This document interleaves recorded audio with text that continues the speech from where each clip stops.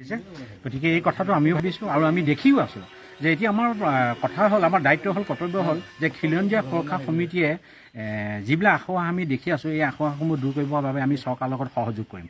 আমাৰ খিলঞ্জীয়া সুৰক্ষা সমিতিৰ লক্ষ্য আৰু উদ্দেশ্য নহয় যে চৰকাৰৰ লগত সংঘাতত নামা, গতিকে চৰকাৰৰ লগত সংঘাতত কোনোদিনে আমি নানামো। কিন্তু কথা হ'ল কি চৰকাৰৰ লগত আমি বহি আমাৰ যিখিনি প্ৰাপ্য এই প্ৰাপ্যখিনি আদায় কৰাৰ ক্ষেত্ৰত আমি সদায় অগ্ৰণীয় ভূমিকা আমি গ্ৰহণ কৰি যাম। কিন্তু কথা হ'ল কি আপোনাৰ প্ৰশ্নমতে যে কাৰ্যালয়বিলাকত যিহেতু টেণ্ডাৰ হয় ঠিকাৰ কাৰণে, কিন্তু সেই টেণ্ডাৰ দিয়াৰ পিছত খিলঞ্জীয়া সুৰক্ষা সমিতিয়ে দেখিবলৈ পাইছোঁ যে আমাৰ যিসকল অসমীয়া শিক্ষিত যুৱক যুৱতী তেওঁলোকে ঠিকা নাপায় আৰু সেই টেণ্ডাৰ নাকচ হৈ যায়। কিন্তু যিসকল ধনী লোক বা কোটিপতি লোক সেই কোটিপতি লোকসকলে কেৱল ঠিকাবিলাক পাই আছে। গতিকে এইটো ক্ষেত্ৰত আমি চৰকাৰক ক'ব বিচাৰোঁ যে এই আশাবিলাক আপোনালোকে দূৰ কৰক, নিস্বাৰ্থভাৱে শিক্ষিত যুৱক যুৱতীসকলক চাকৰি দিয়াৰ ব্যৱস্থা কৰক, নতুবা ঠিকা ঠুকুলি দিয়াৰ ব্যৱস্থা কৰক। যেতিয়া আপোনালোকে নিস্বাৰ্থভাৱে ঠিকা ঠুকুলি দিব কোনো স্বাৰ্থ নোহোৱাকৈ, তেতিয়া দেখিব যে মানে হঠাতে অসমৰ পথ পৰিৱৰ্তন হৈ যাব।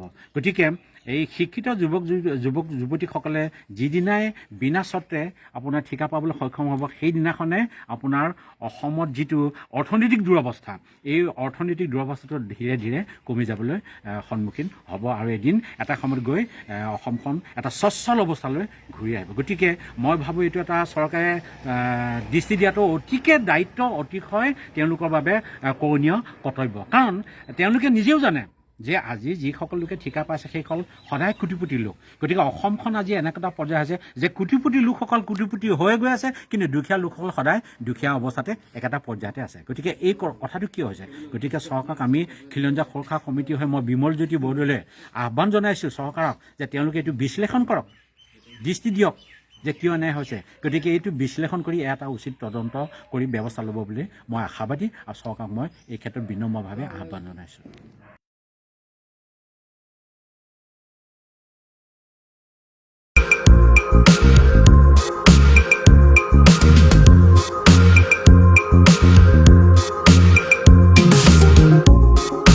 যিকোনো দুচকীয়া বাহনৰ স্পেয়াৰ পাৰ্টছৰ বাবে যোগাযোগ কৰক আছাম টু হুইলাৰ্ছ, ডেৰগাঁৱৰ নৰেন শৰ্মা স্মৃতি পথাৰৰ সমীপৰ পৌৰসভা কাৰ্যালয়ৰ বিপৰীতে। আমাৰ যোগাযোগ নম্বৰ 7002-050704 অথবা 8402831045।